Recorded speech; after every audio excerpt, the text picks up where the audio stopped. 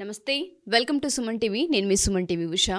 October మాసానికి సంబంధించి 12 రాశుల వారికి అసలు ఏ విధంగా ఉండబోతుంది, ఒక్కొక్క రాశి వారు ఏ ఏ విషయాల్లో జాగ్రత్తలు వహించాలి, పరిహారాలు ఏంటన్న విషయాలపైన ఇవాళ సురేష్ గారు మాట్లాడబోతూ ఉన్నారు. అండ్ దాంతోపాటు ఎవరైనా సరే ఆర్థిక సమస్యలతో ఇబ్బంది పడుతూ ఉంటే ప్రతి నెలలో కూడా కనకదార హోమం నిర్వహిస్తూ ఉన్నారు. ఆ హోమానికి మీరు అటెండ్ అవ్వాలి అనుకుంటే కింద స్క్రోల్ అవుతున్న కాంటాక్ట్ నెంబర్ని మీరు కాంటాక్ట్ చేయొచ్చు. సో నమస్తే సార్. నమస్కారం ఉషా గారు. మేషరాశి గురించి ప్రతి ఒక్కరు మనల్ని అడుగుతూ ఉంటుంటారు. మా రాశి వారికి అసలు ఏ విధంగా ఉండబోతుంది, ఏ ఏ విషయాల్లో జాగ్రత్తలు వహించాలి అని. మరి మేషరాశి వారికి మనం చూసుకుంటే ఈ అక్టోబర్ మాసాంతం అసలు ఏ విధంగా ఉండబోతుంది అంటారు? సో ఉషా గారు, రాశి ఫలాలు తెలుసుకోవటం అందరికీ చాలా అవసరం. ప్రకృతికి ఈవెన్ మనం మాట్లాడుకుంటే ఇప్పుడు దేవతలు, తర్వాత ప్రకృతి కూడా ఉంటుందండి, దేవతలు కూడా వింటారు సూక్ష్మ రూపంలో ఉంది. ఎందుకంటే ఈ రాశి ఫలాలు ఎవరైతే తెలుసుకుంటారో, ఎవరింట్లో అయితే జ్యోతిష జ్ఞానం ఉంటుందో వాళ్ళకి శోకం ఉండదండి. మన గ్రంథాల్లో చెప్పారనమాట. ఇంటేనే సగం పోతుందన్నమాట. సో ఈసారి మేషరాశి వాళ్ళకి అక్టోబర్ మాసం 2024 కనుక చూసుకుంటే మనకు కోయిన్సిడెన్స్గా అక్టోబర్ 2 నుంచి మనకి ఆశ్వేజ మాసం స్టార్ట్ అవుతుంది. ఆశ్వేజ మాసం స్టార్ట్ అవ్వగానే మనకి నవరాత్రి ఉత్సవాలు స్టార్ట్ అయిపోతాయి. ఆ తర్వాత 15-20 డేస్కి మనకి అగైన్ మళ్ళీ వచ్చేటప్పుడు మనకి దీపావళి, తర్వాత నరక చతుర్దశి, ధనత్రయోదశి, ఇలా అన్ని ఫెస్టివల్స్ ఉన్నాయి. మధ్యలో కూడా ఈసారి చాలా మంచి మంచి ముహూర్తాలు ఉన్నాయని మనం చెప్పుకోవాలన్నమాట.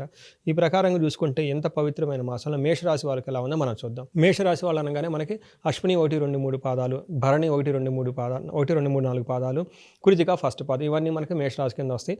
పేరు బలం కనుక మనం చూసుకుంటే వీళ్ళకి చూ, చే, చో, లా, లీ, లు, ఏ, లా, లో, ఆ ఈ అక్షరాలు ఉన్నవాళ్ళు, మొరార్లెస్ ఈ సౌండ్ ఉన్న వాళ్ళంతా మేషరాశి కింద వస్తారని చెప్పుకోవాలన్నమాట. అయితే మనం ప్రిడిక్షన్ చెప్పుకునే ముందు మనం కనుక చూసుకుంటే ఒక్కసారి గ్రహస్థితిని గమనిస్తే సూర్యుడు వచ్చేటప్పటికి అక్టోబర్ 17 నుంచి మనకి తులారాశిలోకి వెళ్ళిపోతూ ఉన్నాడు. తర్వాత బుధుడు వచ్చేటప్పటికి అదే తులారాశిలో 10వ తారీఖున, శుక్రుడు వచ్చేటప్పటికి వృశ్చిక రాశిలో 13వ తారీఖున, కుజుడు వచ్చేటప్పటికి కర్కాటక రాశిలో 20వ తారీఖున వీళ్ళు సంచారం ఉందన్నమాట. ఈ సంచార పట్టి కనుక మనం చూసుకుంటే గ్రహస్థితిని బట్టి వీళ్ళకి ఎలా ఉందంటే 2 టైప్స్ ఉంటుంది అనమాట. 17th అంటే అప్పుడు సూర్యుడు యొక్క ట్రాన్సిట్ దానికి ముందు దాని తర్వాత అన్నట్లు ఉంటుంది అనమాట. ఫస్ట్ కనుక వీళ్ళకి చూసుకుంటే ఎలా ఉంటుంది, శత్రువుల పైన వీళ్ళు విజయం సాధించాలనుకుంటారు, ప్రయత్నం చేస్తారు, కానీ టోటల్గా అందులో వాళ్ళు ఫెయిల్యూర్ అవుతారు. అందుకని శత్రువులు ఎవరైనా ఉంటే కొంచెం దూరంగా ఉండటం మంచిది. ధనలాభం రావాల్సిన ధనం రాక ఆగిపోయే ఇబ్బందులు పడిపోతారు. అది కాకుండా ఓవరాల్గా కనుక చూసుకుంటే ఈ మంత్ అంతా వీళ్ళకి విజయపదంగా ఉంటుంది. తర్వాత లేడీస్ ద్వారా ప్రాబ్లం అయ్యే అవకాశం ఉందని చెప్పుకోవాలి. మనం తర్వాత కనుక చూసుకుంటే 17 తర్వాత యాత్రలు, వీళ్ళు కొంచెం లాంగ్ ట్రావెల్ డిస్టెన్స్ చేసి తర్వాత తీర్థయాత్రలు చేసి క్షేత్రాలు విజిట్ చేసే అవకాశం ఎక్కువగా ఉంది. తర్వాత వీళ్ళు 17 తర్వాత శత్రువులతో కలిసి కనుక కూర్చుంటే వాళ్ళతో ఏదైనా సంప్రదింపులు కనుక చేస్తే చక్కటిగా వీళ్ళకి పై చేయి వస్తుందని మనం చెప్పుకోవాలి. ఈ నెల 17వ తారీఖు తర్వాత కనుక ఏదైనా ఇబ్బందులు నుండి వాళ్ళని కనుక ఒకసారి కూర్చోబెట్టి మాట్లాడితే సఫలమయ్యే అవకాశాలు కనిపిస్తుంది. ఖచ్చితంగా ఇది ఒక మంచి అవకాశం. పర్టికులర్ కోర్టు కేసులు కానివ్వండి, పొలిటికల్స్ ఎవరైనా ఉన్నా కానీ, ఆస్తిపాస్తులకు సంబంధించిన విషయాలు కావచ్చు, ఏదైనా సరే. వెరీ గుడ్ అండి. తర్వాత సంపద, ఈ మంత్ అంతా తర్వాత వీళ్ళకి సంపద కూడా వచ్చేస్తుంది, అష్టైశ్వర్యం వీళ్ళకి వచ్చేస్తుంది. మనం అనుకున్నట్టు ఈ పండగ ఉండటంతో స్పిరిచువల్ కనుక వీళ్ళు కలిపితే ఇంకా వాళ్ళకి బాగా ధనం వచ్చే అవకాశం ఉంది. ధన త్రయోదశి కూడా వస్తుంది కాబట్టి ఆ టైంకి ధనం కూడా వస్తుంది వీళ్ళకి. మనం ఇన్ డీటెయిల్గా కనుక చూస్తే వీళ్ళకి గోచారంలో 7th హౌస్, 1st హౌస్ దృష్టి ఉందంటే సూర్యుడు వీళ్ళకి మిక్స్డ్ రిజల్ట్ ఇస్తున్నాడు అనమాట. ఏ విషయంలో బాగుంటుంది మనం కనుక చూసుకుంటే ఫస్ట్ భార్యలతో గొడవపడే అవకాశం ఉంది, సంతానంతో గొడవపడే అవకాశం ఎక్కువ ఉంది, ఉత్సాహం భంగం కలిగించే పని ఉంది. వీళ్ళు యాక్టివ్గా ఏదైనా పనులు కనుక చేస్తాం అనుకుంటే కనుక వాళ్ళకి వచ్చేటప్పటికి ఉత్సాహం భంగం అయిపోతుంది అనమాట. భార్యతో గొడవలు వచ్చే అవకాశం ఎక్కువగా ఉంది. తర్వాత భోజనం విషయంలో బంధుమిత్రులతో గొడవలు అవుతాయి, ధన నష్టం కూడా చూపిస్తుంది, కోపంగా ఉంది, రోగ భయం ఉంటుంది. ఇన్ని ఉన్నా కానీ తర్వాత వీళ్ళకి విజయం అయితే సాధిస్తారు ప్రాబ్లమ్స్ ఉన్నా. నెక్స్ట్ వీళ్ళకి మనకి కుజుని యొక్క ప్రభావం ఎలా ఉందంటే నండి, 3rd హౌస్లో కుజుడు ఉన్నారు, 6th హౌస్లో ఆస్పెక్ట్ ఉంది, 10th హౌస్ కూడా దృష్టి ఉండటంతో ఎలా ఉంటుందంటే వీళ్ళకి మిక్స్డ్ రిజల్ట్ అని చూపిస్తుంది అనమాట. వేద ఉండటంతో జనరల్గా ఏమనుకుంటే చాలా బాగుంది అనుకుంటారు, కానీ వీళ్ళు మిక్స్డ్ రిజల్ట్ అనమాట. ఫస్ట్ ఏ విషయంలో బాగుంది, వీళ్ళకి ధన ధాన్య లాభం ఉంది.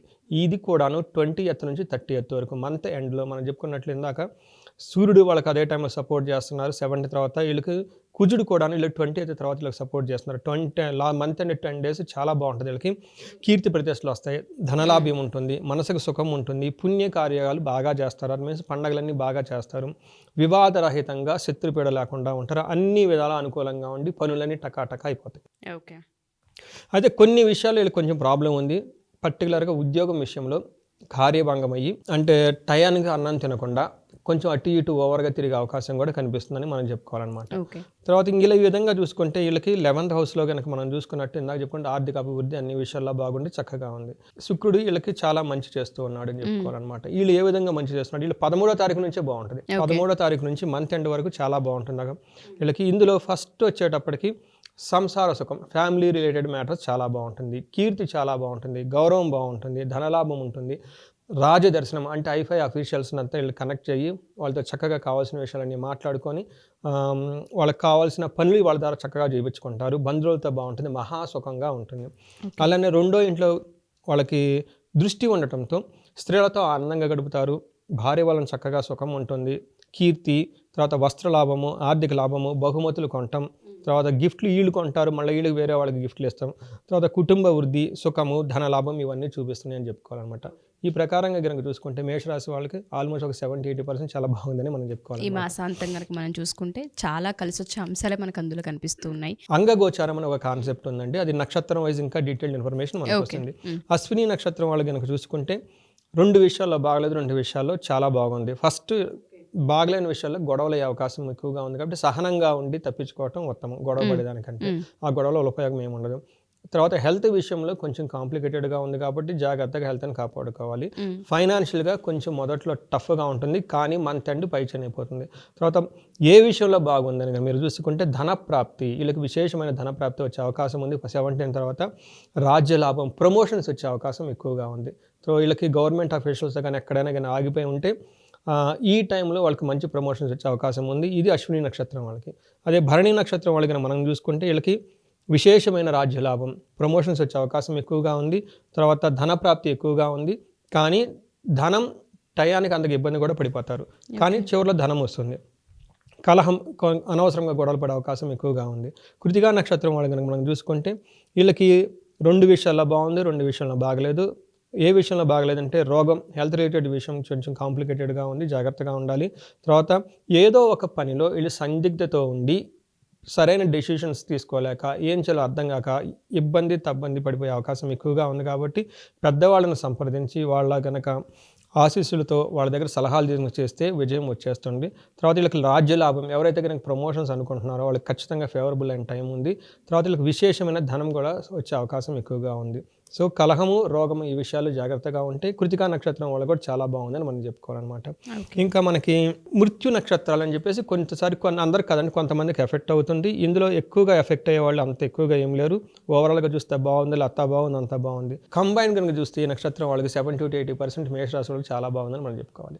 ఓకే, సో ఓవరాల్గా ఈ రాశి వారికి 70-80% వరకు బాగుంది. ఏదైనా సరే కార్యాలు తలపించాలి అనుకుంటే ఈ మంత్ చాలా కలిసి వచ్చే అంశాలు ఉన్నాయని మనం చెప్పొచ్చు అంటారు. Thank you sir, thank you so much. Thank you అండి ఉషా గారు.